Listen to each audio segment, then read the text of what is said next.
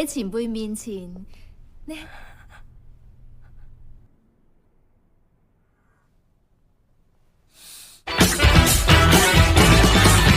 Selamat datang di channel Tendas Movie. Jangan lupa subscribe, dan selamat menonton. Wanita ini bernama Katrina. Dia adalah bos perusahaan asuransi yang sangat disiplin dan juga kaku. Sampai sekarang ia belum menikah karena setiap kisah percintaannya selalu kandas. Bahkan ia berpikir kalau dirinya itu dikutuk oleh Tuhan sampai nasib asmaranya tak pernah mulus. Terakhir kali ia pacaran, ia diselingkuhi oleh kekasihnya dan itu membuatnya sangat trauma. Sejak saat itu hatinya tidak ingin menjalin hubungan dengan pria manapun di dunia ini. Suatu hari Katrina menggelar meeting untuk meluncurkan program terbaru dari perusahaannya. Salah satu anak buahnya memberi usul untuk memberikan asuransi perlindungan keluarga karena saat ini warga Tiongkok banyak yang hanya memiliki satu anak. Jadi seandainya ada sesuatu yang buruk terjadi pada sang anak maka bisnis atau perusahaan keluarga tersebut akan berhenti saat itu juga karena tidak memiliki penerus. Diam-diam Katrina memikirkan hal ini. Ia saat ini tidak punya kekasih tapi dia ingin punya anak untuk meneruskan bisnisnya. Ia pun menghubungi sahabatnya yang bernama Sophie yang menjadi dokter kandungan di Paris. Dari perbincangan itu Katrina akhirnya punya ide untuk mengikuti program inseminasi buatan. Ia percaya kalau sahabatnya bisa mengabulkan permintaannya, jadi ia bisa menghasilkan keturunan tanpa harus berhubungan dengan laki-laki. Akhirnya Katrina pun mulai mencari laki-laki yang akan membuahi sel telurnya nanti. Dari tahap ini Katrina ingin menyeleksi genetika terbaik karena ia mau melahirkan seorang anak dengan gen yang baik pula. Maka ia pun menyuruh Wei sekretarisnya untuk membuka audisi ini. Namun karena Katrina ingin merahasiakan hal ini, jadi Wei mengumumkannya sebagai audisi pencarian asisten pribadi untuk Katrina. Sayangnya dari sekian ratus pelamar belum ada laki-laki yang cocok untuk Katrina. Sementara itu di lain tempat seorang kurir paket bernama Xiao Bo, yang siang ini sedang nganterin paket ke perusahaan Katrina. Bo dikenal sebagai laki-laki yang ramah dan juga baik. Ia juga sangat tampan sehingga banyak perempuan ingin mengenalnya. Dan siang ini tiba-tiba di perusahaan Katrina terdapat insiden yang menyeramkan. Salah satu karyawan perusahaan itu mendadak menyerang Katrina. Ia marah karena wanita itu telah memecatnya. Untungnya Bo bisa membantu dengan cepat. Tubuhnya yang perkasa berusaha melindungi Katrina dari serangan itu. Dan beberapa saat kemudian Bo berhasil menghentikan serangan itu. Namun karyawan itu masih belum menyerah begitu aja. Ia mengutarakan rasa sakit hatinya setelah dipecat. Apalagi ia baru aja bercerai dan suaminya berusaha merebut hak asuh anak mereka. Setelah mendengar cerita ini Katrina pun menyuruhnya untuk membuat surat pengunduran diri, sehingga ia masih bisa bekerja di perusahaan lain dengan mudah. Katrina juga memberikan pesangon sebesar 3 kali gaji untuk biaya sekolah anaknya. Ia bahkan menyuruh Wei menghubungi pengacaranya supaya mendampingi karyawan tersebut untuk mempertahankan hak asuh anaknya. Sementara itu Katrina mulai tertarik dengan Bo, dan ia menyuruh Wei untuk ngetes Bo jadi asisten pribadinya. Setelah menjalani serangkaian tes akhirnya Bo dinyatakan lolos kualifikasi, sehingga Wei pun langsung memberikan kontrak kerja kepada Bo. Dengan cepat Bo segera mendatanginya karena Wei berjanji akan memberinya gaji 15.000 yuan atau sekitar 31,3 juta rupiah. Setelah itu Wei pun memberitahu tugas dan tanggung jawab Bo sebagai asisten pribadi Katrina. Ia harus mendampingi bosnya itu dalam 24 jam, makanya ia harus bisa nyetir dan nganterin bosnya kemanapun bosnya ingin pergi. Dan sekarang Bo masih menjalani masa pengenalan selama 20 hari, jika ia terbukti melanggar kontrak maka Bo bisa dipecat sewaktu-waktu. Maka keesokan harinya Bo pun langsung bekerja, namun di awal-awal masa pengenalan ini Bo masih melakukan banyak kesalahan. Tapi dia berusaha meminta maaf dan memperbaiki kesalahannya supaya Katrina tidak memecatnya. Hal itu sebenarnya bisa dimaklumi karena ia masih perlu beradaptasi. Selama menjadi asisten pribadi Bo harus bisa memahami dan melayani Katrina yang takut pada ruangan sempit, sehingga setiap Katrina ke kantor, Bo harus memastikan bahwa Katrina nyaman ketika memasuki lift. Selain itu Katrina juga pengidap OCD sehingga ia sangat benci pada sesuatu hal yang kotor maupun berantakan. Jadi Bo harus bisa tampil bersih dan rapi setiap saat. Namun lagi-lagi hari ini Bo melakukan kesalahan. Ia salah memilih jalur menuju kantor sehingga harus terjebak kemacetan. Ia pun berusaha memutar arah tapi ternyata sama saja. Padahal Katrina harus segera tiba di kantor karena ada klien penting yang datang untuk mengadakan kerjasama antar perusahaan. Jadi akhirnya Bo pun menghubungi temannya untuk mengantar motor miliknya. Setelah itu Bo mengganti kendaraannya kemudian mengantar Katrina supaya cepat sampai di kantor. Untung saja Bo berhasil mengantarkan Katrina tepat waktu. Awalnya Katrina merasa panik karena kliennya sudah duluan di sana, sehingga ia buru-buru berniat memperkenalkan diri. Namun kliennya justru terfokus memperhatikan motor Bo dan mengira kalau itu adalah milik Katrina karena dia juga hobi mengoleksi motor unik, maka klien tersebut pun tanpa basa-basi langsung menyepakati kerjasamanya dengan Katrina. Sementara itu Katrina sudah merasa bahwa Bo adalah orang yang tepat untuk menjadi calon ayah dari anaknya nanti. Akhirnya ia pun memberitahukan tujuan sebenarnya kepada Bo bahwa Katrina ini akan mengikuti program inseminasi buatan. Sehingga ia pun membutuhkan bantuan Bo, serta yang pasti bahwa ia akan mendapat gaji tambahan dan Bo akan diberi kontrak baru untuk menjaga kondisi fisiknya supaya sehat sampai program itu dilaksanakan. Dan jika Bo melanggar peraturan yang ada di dalam kontrak maka ia harus membayar dendanya 2 kali lipat dari gaji yang diberikan. Keesokan harinya Katrina pun hampir terlambat gara-gara mantan kekasihnya yang tahu-tahu datang dan minta balikan, tapi tentu saja Katrina menolaknya karena laki-laki itu telah menyakitinya. Bukannya minta maaf, mantan pacar Katrina itu justru mengatakan Katrina tidak akan bisa punya kekasih gara-gara sifatnya yang terlalu kaku. Ia bahkan menantang Katrina untuk punya pacar baru dan jika Katrina tidak mendapatkannya itu akan menjadi bukti bahwa tidak ada laki-laki lagi yang mau menikahi Katrina kecuali dirinya. Katrina pun merasa kesal dan ingin marah, untungnya Bo segera datang dan mengusir laki-laki itu pergi. Setelah itu Katrina pun ngajakin Bo ke suatu tempat, ia bahkan membatalkan seluruh jadwal kantornya hari ini. Ternyata Katrina ngajakin Bo pergi ke sebuah panti jompo. Di sana Katrina bertemu dengan seorang laki-laki yang sudah pikun. Katrina pun meminta Bo untuk menemani laki-laki itu. Diam-diam Bo pun merasa bingung karena Katrina terlihat tidak menyayangi laki-laki pikun ini. Namun di sisi lain Katrina berani mengeluarkan biaya besar untuk ngurusin laki-laki ini sampai akhirnya Bo menyadari bahwa laki-laki itu adalah ayah kandung Katrina. Bo kemudian mengira kalau Katrina adalah anak yang durhaka karena tidak ingin mengurusi ayahnya sendiri. Bahkan ia terlihat sangat membenci laki-laki itu. Akhirnya Bo membawa ayah Katrina ini pulang ke rumah anaknya yang tentu saja membuat Katrina langsung marah besar karena Bo telah mencampuri urusan pribadinya.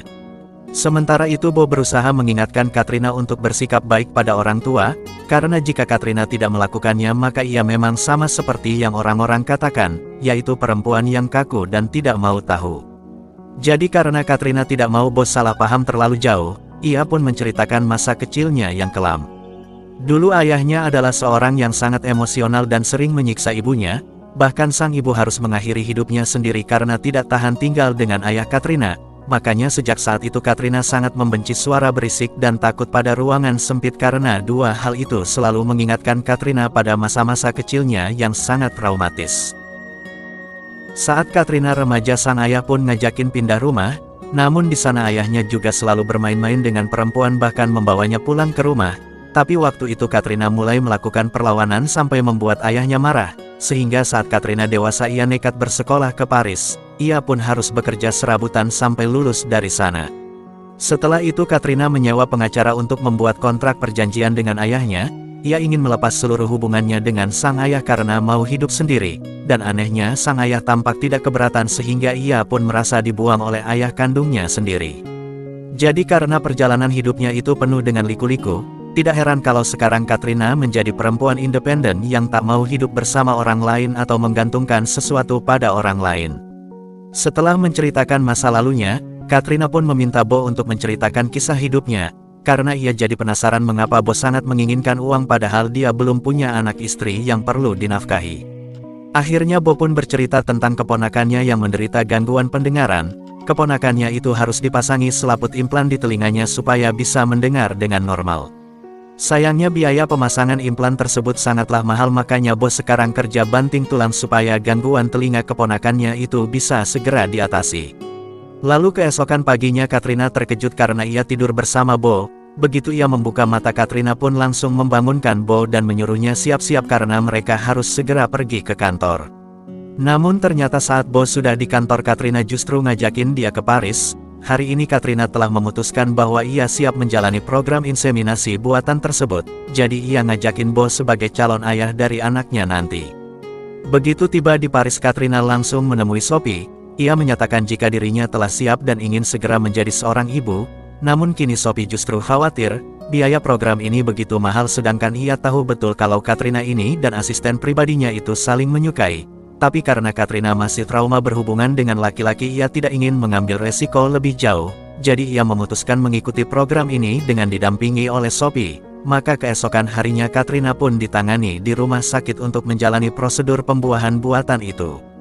Malamnya Katrina pun memikirkan banyak hal. Ia takut jika nanti anaknya akan menanyakan keberadaan ayahnya. Ia bingung menjawab pertanyaan ini supaya anaknya bisa mengerti. Akhirnya Bo pun memberikan sebuah ide cerita untuk menjawab pertanyaan tersebut. Sebagai seorang ayah, Bo ingin dikenang sebagai laki-laki yang keren dan bertanggung jawab. Maka ia ingin anaknya tahu bahwa ayahnya adalah seorang instruktur penerjun payung angkatan laut. Namun pekerjaan itu berubah menjadi insiden ketika sang ayah berusaha membantu muridnya yang tidak percaya diri saat melompat dari helikopter. Bukannya selamat, sang ayah justru terjatuh kemudian gugur dalam latihan itu. Dan setelah menceritakan hal ini, Bo jadi membayangkan kalau anaknya nanti akan mengingatnya sebagai orang yang hebat. Beberapa hari kemudian Sophie mengadakan reuni sekaligus perayaan di rumahnya. Karena ternyata program Katrina telah berhasil sehingga ia bisa menjadi seorang ibu. Semua orang pun merasa senang, terutama Bo yang akan menjadi seorang ayah. Namun saat ini Katrina masih merasa dilema dengan perasaannya sendiri. Jika di satu sisi ia menyukai Bo, tapi di sisi lain ia tidak ingin terlibat hubungan lebih jauh dengan asisten pribadinya itu. Malamnya Katrina pun tak bisa tidur, sampai ia mendengar suara ada orang di luar kamar dan langsung menduga bahwa itu adalah Bo. Tadinya Katrina mengira bahwa Bo akan mencarinya. Sayangnya dugaan itu salah karena ternyata Bo hanya pergi ke dapur untuk mencari cemilan. Di sini Katrina terlihat sangat kecewa sehingga ia pun menyuruh Bo kembali ke Tiongkok karena kontrak kerjanya telah berakhir. Bo langsung merasa bingung, dia sendiri ingin mendampingi masa kehamilan Katrina karena ia juga merasa memiliki anak tersebut. Tapi keputusan Katrina sudah bulat, jadi mau nggak mau Bo harus segera pulang. Sementara itu, begitu tiba di Tiongkok, Bo segera membawa ponakannya itu kembali ke rumah sakit untuk mengobati indera pendengarannya. Pengobatan itu pun berhasil dan akhirnya keponakannya itu bisa mendengar seperti orang normal. Selain menjalani hari-harinya kembali menjadi kurir paket, Bo diam-diam membuat sebuah prakarya yang akan ia kirim untuk Katrina karena ia menyukai mantan bosnya itu. Bo pun rela menghabiskan hari-harinya untuk membuat sesuatu sebagai hadiah untuk Katrina. Beberapa bulan kemudian hadiah buatan tangan itu telah jadi. Lalu Bo langsung mengirimkannya ke Paris. Sementara itu Katrina yang menerima kiriman tersebut langsung teringat pada Bo. Setelah itu ia pun membuka isi paketnya dan merasa sangat terharu dengan hadiah itu. Prakarya yang dibuat Bo ternyata berisi rangkaian gambar yang menceritakan skenario pertemuan mereka. Ia juga menggambar profesinya sebagai penerjun payung yang sampai akhirnya harus gugur saat latihan. Katrina pun merasa semakin terharu dan ia juga terkejut karena ternyata paket itu berisi cincin untuk melamar Katrina. Dan beberapa hari kemudian Sophie terkejut karena Katrina tiba-tiba menghilang dari kamarnya. Ia pun langsung menghubungi Bo dan laki-laki itu segera pergi ke Paris. Tadinya Bo berpikir kalau Katrina telah menerima lamarannya, namun ia salah karena saat bertemu dengan Sophie, ternyata ia justru menyimpan cerita sedih. Jadi beberapa bulan yang lalu Katrina yang merupakan wanita mandiri itu sedang senang-senangnya menyiapkan kelahiran anaknya seorang diri. Bahkan ia menyiapkan kamar dan keranjang bayi sendirian. Dan mungkin karena faktor kelelahan Katrina pun mengalami pendarahan, maka Sophie pun langsung menolongnya dan saat itu Katrina sangat berharap jika Sophie bisa menyelamatkan bayinya. Sayangnya kenyataan berkata lain, bayi itu tidak selamat dan Katrina harus kehilangan anak yang sangat ia tunggu-tunggu. Setelah anaknya meninggal Katrina masih tampak baik-baik saja, ia hanya lebih banyak melamun tapi tidak pernah pergi jauh. Dan baru kemarin Katrina mendadak pergi tanpa pamitan, makanya Sophie pun langsung menghubungi dan berharap Bo bisa membawa Katrina pulang. Beberapa saat kemudian Sophie mendapat kabar bahwa Katrina berada di mercusuar, dan oleh karena itu mereka pun segera menuju tepi pantai. Akhirnya kini Sophie dan Bo berhasil menemukan Katrina yang sudah berdiri di tebing. Polisi yang menemukannya pun melarang Sophie untuk mendekat karena mereka khawatir jika Katrina melakukan sesuatu yang nekat. Tapi karena Bo tidak mau membuat Katrina semakin sedih, ia pun memberanikan diri untuk mendekati wanita tersebut. Dan tak lama kemudian Bo pun menghampiri Katrina. Awalnya Katrina berpikir kalau ia hanya berkhayal, sampai ia menyadari kalau Bo ternyata memang ada di sana. Setelah itu barulah Katrina mengungkapkan kesedihannya.